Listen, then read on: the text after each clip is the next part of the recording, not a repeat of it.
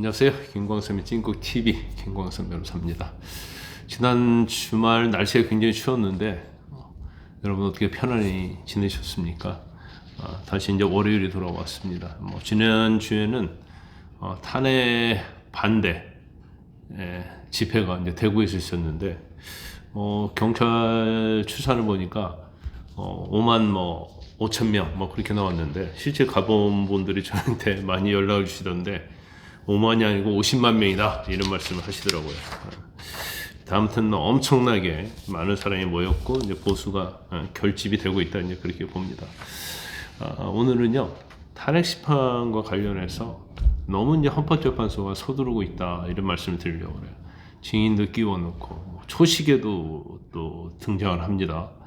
그리고 이제 주신문을 하게 되면 이제 반대신문을 하는데 이제 주신문의 내용에 따라서 반대신문이 좀 달라질 수 있어요. 그런데 반대신문을 미리 내라고 하는 거예요. 그러면 주신문을 하는 국회 측에 미리 어떻게 보면 공유가 되고 정보를 알려주는 거죠. 그래서 이제 헌법재판소의 이런 행위 자체가 상당히 공정성에 있어서 이제 문제가 되는 행위를 하고 있어서 나중에 어떤 내용의 결과가 나오든 간에 이게 문제가 있다 이렇게 봅니다. 이거에 대해서 오늘 이제 구체적으로 말씀을 드리려고 하는데 여러분들 구독, 좋아요 눌러주시고 알림 설정 해주십시오. 그리고 오늘 제가 한 영상에 대해서 의견이 있으면 의견을 달아주시면 제가 참고도 하고 또 많은 힘이 됩니다. 일단 윤 대통령에 대해서 탄핵 심판, 윤 대통령 관련된 탄핵 심판의 변론길이 두 차례 남았습니다. 재판부가 과연 추가 기회를 잡지 않고 재판을 서두르고 있어서 이거 잡지 않고 그대로 선고되는 거 아니야? 이런 이제 관심이 굉장히 집중되고 있어요. 일단 지금까지 채택한 증인들에 대해서는 오는 13일 날 이때 이제 8차 변론이거든요. 여기 이제 모두 끝내겠다는 것이 헌재의 판단인 것 같습니다. 그리고 지금 대통령 측에서 한덕수 국무총리를 또 증인을 신청했잖아요. 2명 증인 신청했는데 이달 말에 설사 한덕수 총리를 받아들인다 하더라도 이달 말 결론이 종결될 수도 있는 이제 그런 상황이 돼버렸어요. 그러고 나면 한 2주에서 3주 뒤에 선고가 내려지는데 이제 박근혜 전 대통령은 재판 종결 후에 12일 만에 선고를 했고 노무현 전 대통령은 종결한 다음에 14일 만에 선고가 됐기 때문에 시간은 어느 정도 헌재는 그렇게 잡고 있지 않나 싶어요. 물론 이제까지 헌재 심판하면서 약간이 이제 상당한 부분이 이제 모순된 짓 이런 것들이 많이 나왔기 때문에 또 한두 번 더 잡을 가능성도 있고 또 대통령의 최후 변론을 들어야 하기 때문에 또 시간이 좀 늦어질 수 있는데 상황에 따라서 길어질 수도 있고 좀 짧아질 수도 있겠죠. 그런데 일단 헌재에서는 3월 선고를 좀 미리 정해놓고 뭔가 심판을 하고 있다 이제 그런 느낌을 지울 수가 없습니다. 지금 지난달 23일 날 김용현 전 국방장관을 시작으로 해서 군 지휘관들에 대한 이제 증인 신문이 계속 진행됐잖아요. 지난 4일 날은 이진우 사령관, 여인영 사령관, 홍장원 정보원 차장, 그리고 6일에는 이제 김현태 특수임무단장, 곽종군 전 사령관, 또 박춘석 경제수석 비서관 이제 증인으로 나왔어요.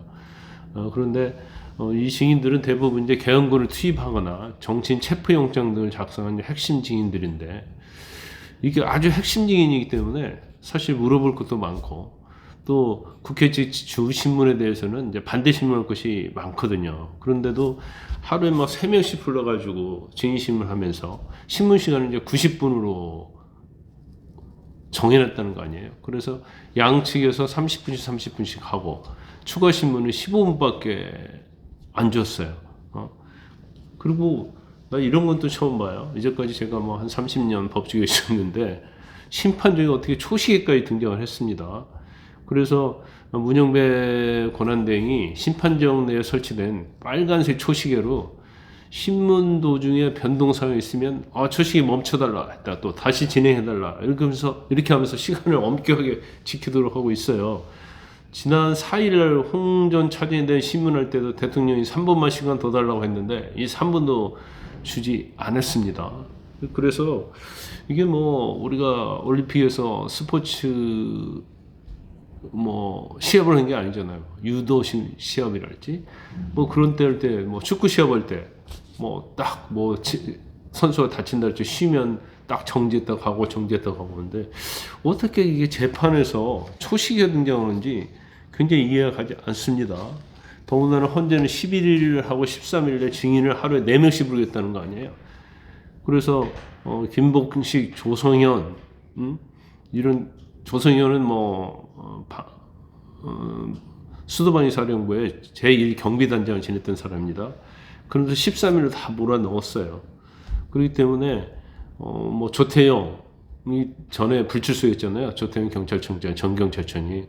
결국 또 4명이 출석하게 된단 말이에요. 원래 핵심 증인 같은 경우는 하루에 한 명씩 불러서 하루 종일 신문해도 사실 이제 시간이 그렇게 뭐 많지 않은데 한꺼번에 다 몰아서 한다는 거예요. 오전 오후로 나눠서 한 명 한 명 할 수는 있겠죠. 그런데 하루에 4명을 한다? 참 이 부분은 제가 볼 때는 좀 이해하지 않아요. 그리고 이제까지 이제 채택된 증인은 총 15명인데 윤 대통령 측에서 신청한 한도수 총리가 있고요. 그 다음에 이경민 방첩사령부 참모장이 있습니다. 근데 이건 아직 보류를 했어요. 그래서 뭐 이 사람 둘에 대해서도 이제 채택을 할지 않을지는 좀 두고 봐야 할 것 같습니다. 이제 2017년도에 박근혜 전 대통령의 탄핵 심판 때는요, 증인이 25명이 채택됐는데 그때도 하루에 4명씩 부른 적은 거의 없습니다. 물론 이제 2차례에 걸쳐서 4명이 출석 한정은 있는데 이 사람들은 중요한 증인이 아니었어요. 그러니까 신문은 이렇게 별로 없죠. 중요하지 않기 때문에. 뭐 최순실 씨, 이제 개명한 최성원 씨하고 정호성 전 청와대 비서관은 약 6시간 30분 정도 또 신문을 했었거든요. 그래서 이게 시간을 쫓겨갖고 너무 이러다 보면 이제 헌재의 어떤 부실한 심판이 될 수밖에 없고 또 정당성을 누가 인정을 할 수 있겠습니까? 더군다나 또 문제 중에 하나는 질문지를 미리 받아갖고 공유를 한다는 거예요. 원래 이제 반대신문, 주신문이 있고 반대신문이 있거든요. 그러면 국회 측에서 신청한 중요한 증인을 국회에서 물어볼 거 아니에요. 그러면 그때 물어본 내용에 대해서 사실은 반박하는 차원에서 반대신문을 해야 하는데 시간 전략을 하기 위해서 주신문 사항도 내고 반대신문 사항도 미리 내라는 거예요. 근데 반대신문 사항은 주신문이 돼야지 반대신문을 할 수 있거든요. 그러면 미리 주신문이 어떤 게 이루어질 거라는 걸 미리 예상을 하고 내라는 거고 또 반대신문 사항을 국회 측에다 또 이걸 또 공유를 시켜주면 국회 측에 미리 이제 준비할 수 있는 이런 상황이 되기 때문에 이게 일반적인 재판 절차에서 없던 상황이 지금 반복이 되고 있다. 뭐 초시계가 등장하고 그 다음에 증인 끼워 넣게 하고 그 다음에 반대신문 자체를 갖다가 공유하게 만들고 이런 거 자체가 사실은 재판에서 지금 말이 안 되는데 이런 일이 왜 일어나고 있는지 잘 모르겠어요. 자, 헌법재판소는 대한민국에서 헌법 수호의 최고의 재판 기관입니다. 그래서 여기에서 어떤 결론이 나오든 간에 사실은 국민들은 전부 다 이거에 승복해야 돼요. 그럼에도 불구하고 이런 식으로 재판이 진행이 되면 이 결과에 대해서 누가 승복할 수 있겠습니까? 그래서 지금이라도 늦지 않았으니까 사실은 초시계는 접어두고 물을 수 있는 거 다 물어보게 해야 돼요. 양측에. 그래서 결론에 대해서 이의를 제기할 수 없도록 해야 하는데 이런 식으로 가면 제가 볼 때는 굉장히 많은 문제점이 노출이 될 것이다. 우리가 대한민국 대통령이라는 역사상 정말로 현직 대통령에 대해서 탄핵 심판 과정을 거치는데 무조건 속도가 빠른 거에 집착할 게 아니고 절차의 공정성, 신중성, 그리고 충분히 피청구인의 방어권이 보장이 돼야 하고 또 여러 가지 논의와 증인과 관련된 신문이 서로 주고받고 공박을 해야지 거기서 이제 실체의 진실을 얻을 수 있지 않겠습니까?